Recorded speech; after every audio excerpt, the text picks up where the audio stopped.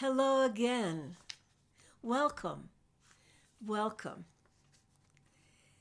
Welcome to my weekly program called Arts to Awaken Compassion in a Torn World. And I want all of you to contribute. Send your poems, send your thoughts, send your paintings, writings, whatever you would like to share, because this is something we're doing together. This is all of our voices and an opportunity to share with each other at this time that is not easy. And I'm going to read a couple of haiku poems from Nicholas Brown, who lives in Santa Fe, where I live, Santa Fe, New Mexico. 2 Desert Haiku. Sit beside the fossils, surround with deep, wild embrace. Dust becomes one here. Wow. I think we're experiencing that. Havasupai Point. Raven flies, antler below. Sacred erosion. Yes, our lives are sacred. And we're experiencing erosion. We're experiencing love in a different way. We're experiencing new feelings that we haven't been forced to feel before. And this is very special. Now, this is a poem by Martha Little, who lives in Spain. She's also a friend, and she caught COVID, and this comes out of her experience. And she had a wonderful family of friends around her who brought food for her every day, who really took care of her. She didn't go to the hospital, but it was 3 weeks of excruciating experience, but supported with a lot of love, which we need to do. And the title of this is Love Song to COVID. Number 1, Fever. You gave me back my heart, your song beating. The ancient knew, the ancients knew, the ancients knew. How have we been so lost? When they talk about God, they don't talk about this. An invasion, a helplessness, a sweet surrender. Fire so bold, you left nothing but absolute submission. I came back cold like raw cabbage, and yes, there was a bitter taste. My love, my heart, to what depth will you take me? Meanwhile, the blue migration of birds swept by. The African diaspora kept coming, filling the sky with hope that the one perfect place to land was green and good and whole.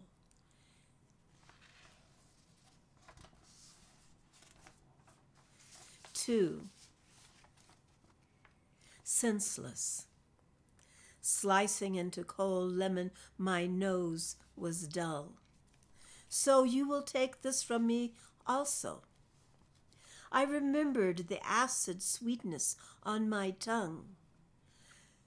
Memory of color is swimming through a dull consciousness. You will not deprive me of joy, my love. The ancients knew, The ancients knew, the ancients knew. Meanwhile, I dreamt of blue, and it was in the key of B minor. Your love song, my darling, is discordant, but intriguing.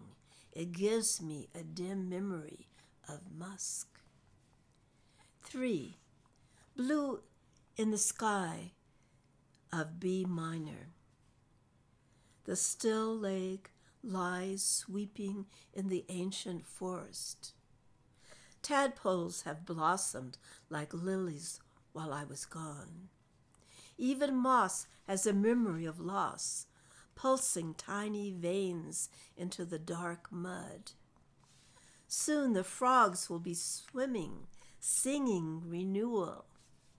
And yes, it is B minor lament, so solitary, so satisfied, so blue, so whole. The ancients know, the ancients know, the ancients know. Thank you, Martha. Oh, what wisdom and what experience you've gone through and have come out so beautifully to have this to share with us. Great wisdom.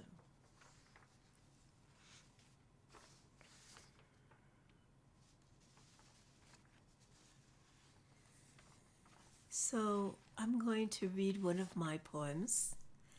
This is the last poem in a new book that I'm writing with drawings, essays, poems, and I want to share the last poem. Song of the Spider's Web. The red rocks above tell their story. Green shadows and valley below whisper softly. Deep purple canyon echoes the past. Timeless sun on blue horizon opens our future. O spider, weaving life, Indra's net, you caught the jewel of each one of us in your web. Look at my colorful weave, she whispers. Made from threads of light, contains the pattern of life. I am alive. I stand upon the earth, hold hands with light beings, ancestors, women and men, children of light, breathing in and out in one song as we share this timeless moment now. Wake up and dance. Wake up and dance. Wake in another cycle where sun and moon harmonize. It is time, it is time, it is time. Wake up. Wake up and dance. Wake up and dance. Wake up. Yes.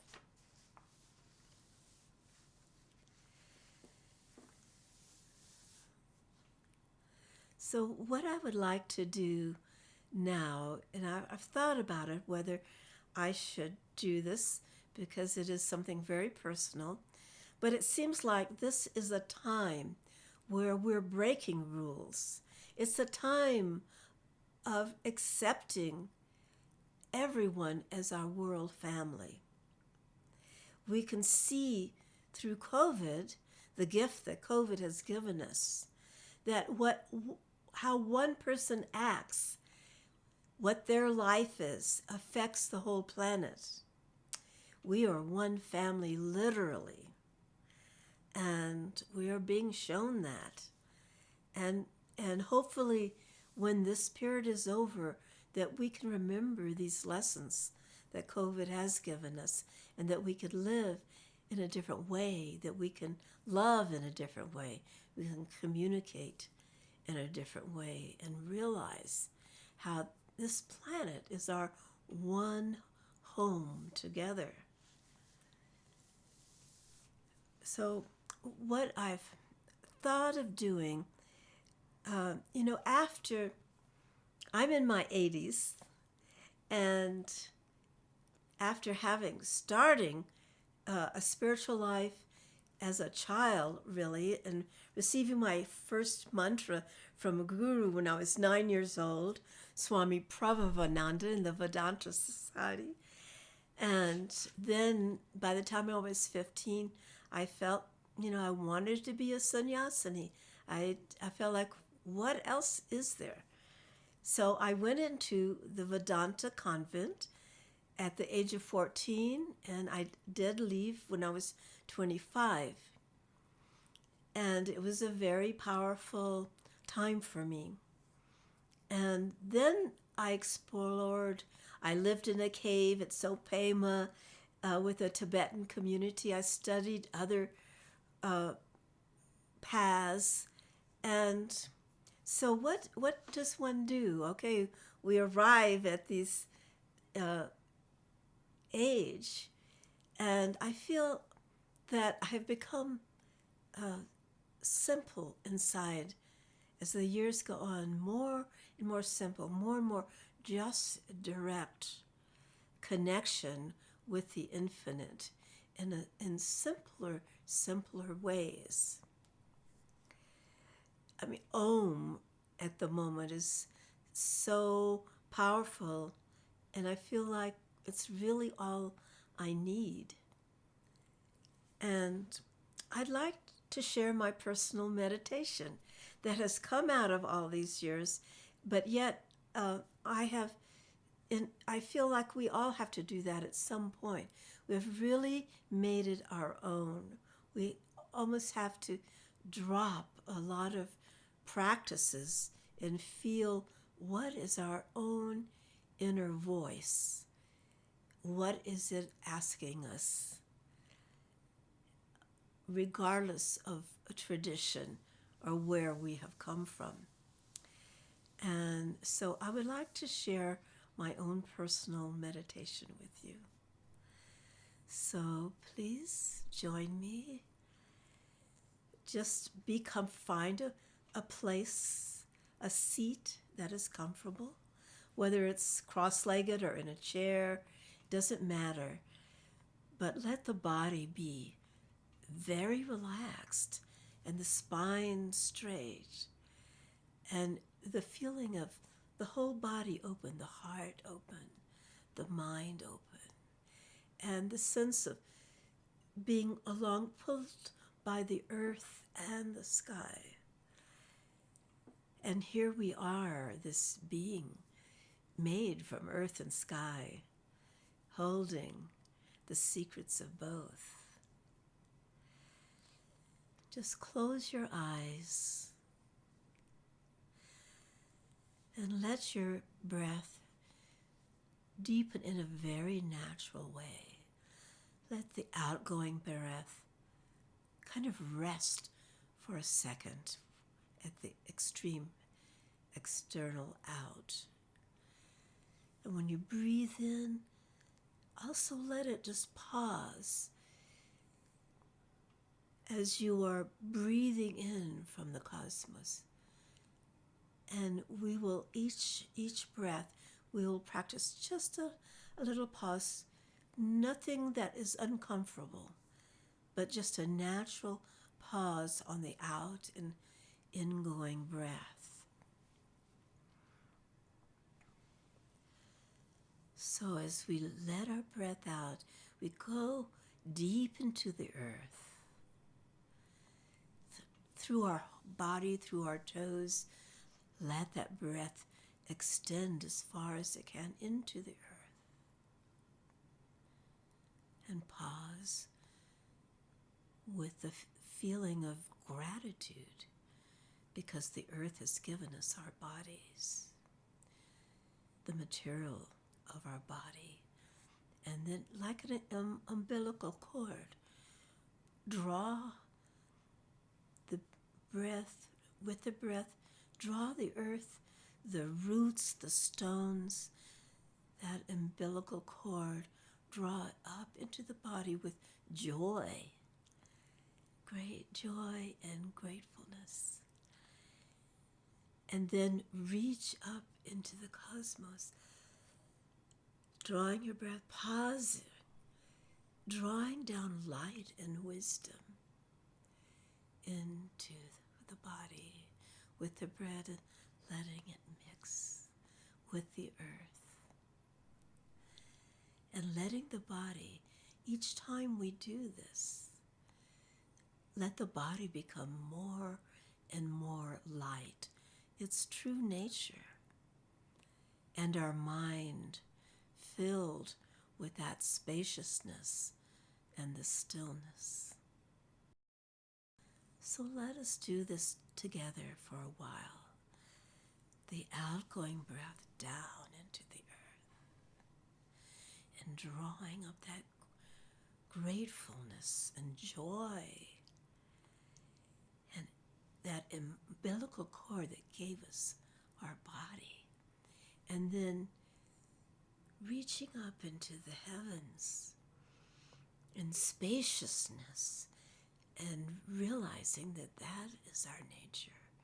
The wisdom, bringing the wisdom in, the light, and letting the body, each time we do this, fill more and more with light, actually just recognizing that we are light. And just do that in your own rhythm of your breath, just for a couple of minutes in silence. And just keep mixing that joy and gratefulness with the light and wisdom until the body becomes more and more open, receptive, and light-filled.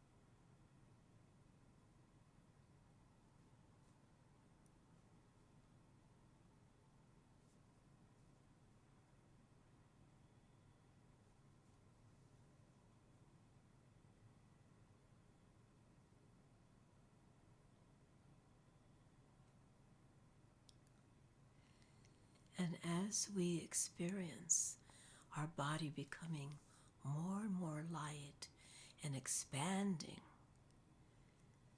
we realize that we were really a part of all people on this earth. And lift all these people up in that knowledge and light. All the people that are going through such pain with COVID, who are homeless, not only homeless without a roof over their head, but homeless not being accepted in any country. Children not having the food to eat and to grow with. Let our light embrace them as our own. We are not separate from their pain. And lift them up into this light with great compassion and love. And if they're individual people you want to remember, bring them into that light. Embrace them with hope and knowledge who they really are.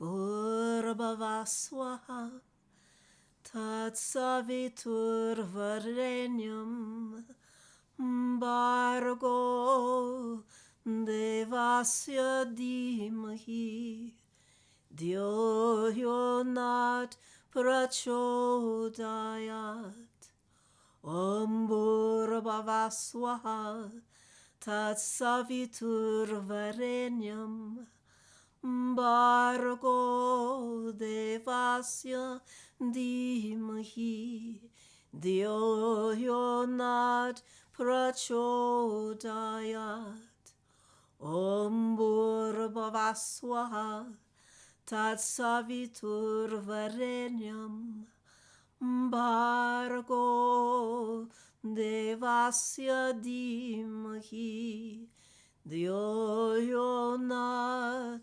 Prachodayat Om.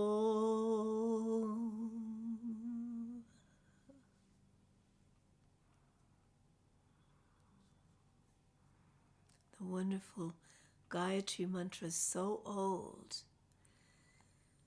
just embracing all the earth, the sky, the inner space, all comes from that effulsion source, which is our true nature.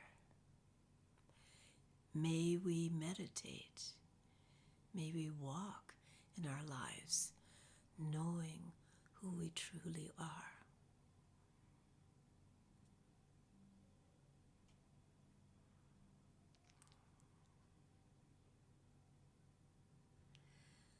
So we're going to close, but please send whatever you would like to share with the world. And